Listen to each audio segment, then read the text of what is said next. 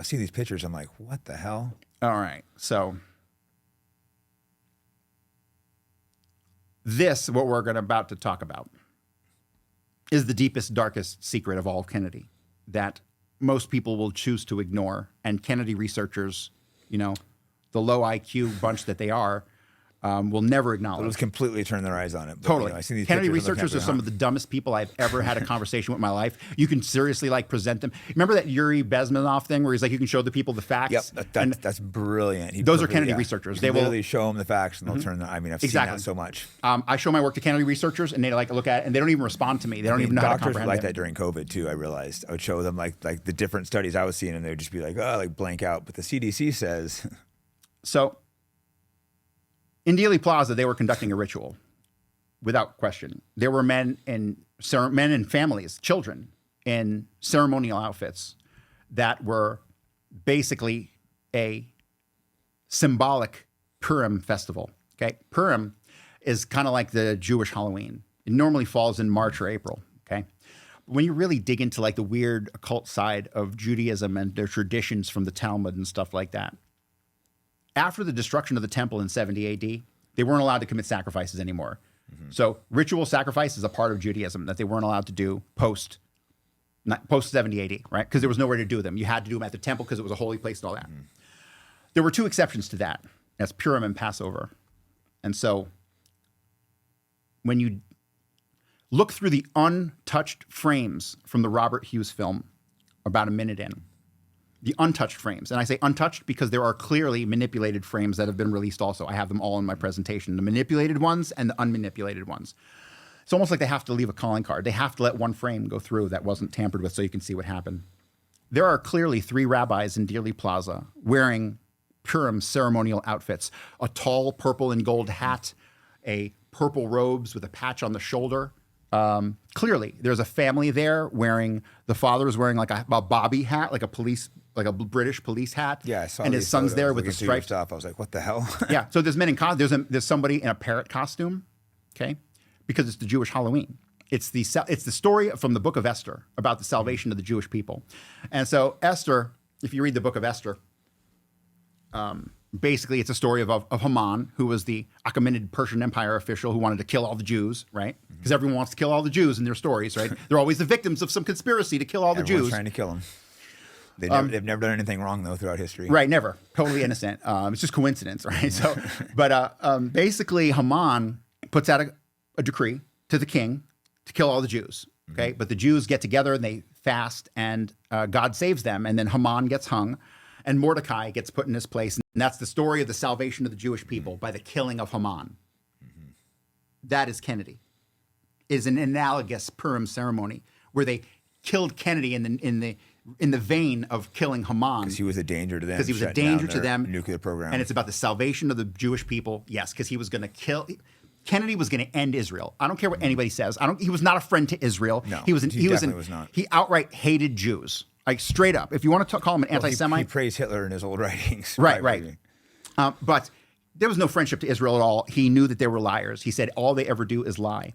And from the day he got into office, when you find the documents pertaining to Numek and all that stuff, he was getting daily updates on the Israelis, weekly meetings on what they were doing. And they have their own chronology in the Kennedy documents. Actually, it's not in the Kennedy documents. It's in some separate Numek documents, right? So that's another thing. You're not going to find all the Kennedy documents or the good ones in Kennedy. You'll find them elsewhere. Yeah. The best ones are in the mob files, not the Kennedy files, right? So, but yes, so ultimately, Kennedy was killed in a manner consistent with a Jewish ritual sacrifice from the Talmud based on a symbolic Purim festival. So, wild. Yeah, no, it's pretty wild, but it's...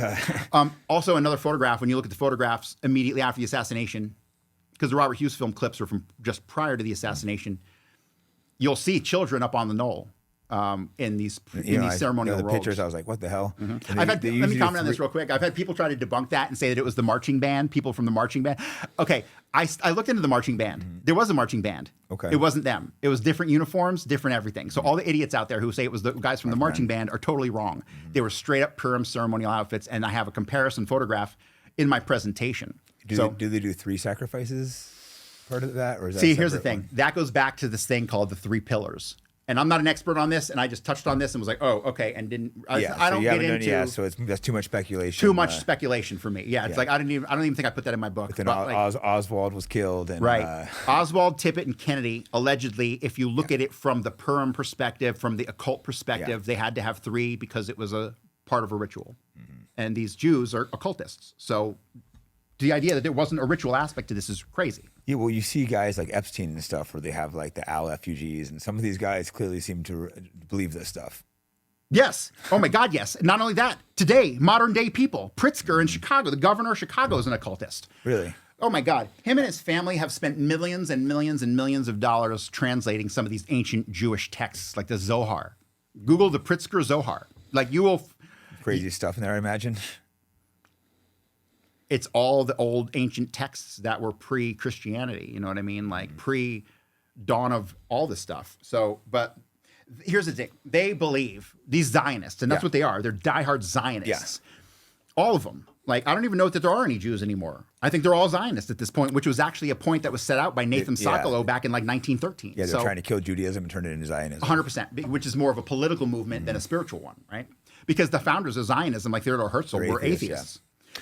Although, I've had this conversation with Dawson too. Like he's under the impression that it's more like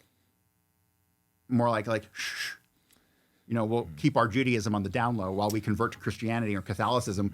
Because Herzl tried to convert all the Jews in Austria to Catholicism. He petitioned the Pope to come and do a mass ceremony and baptize all of the Jews in Austria to become Catholics. Is that why they get more support from the Catholics? Or how is he trying to do that? So they wouldn't be ostracized as Jews, so they could walk amongst them and still...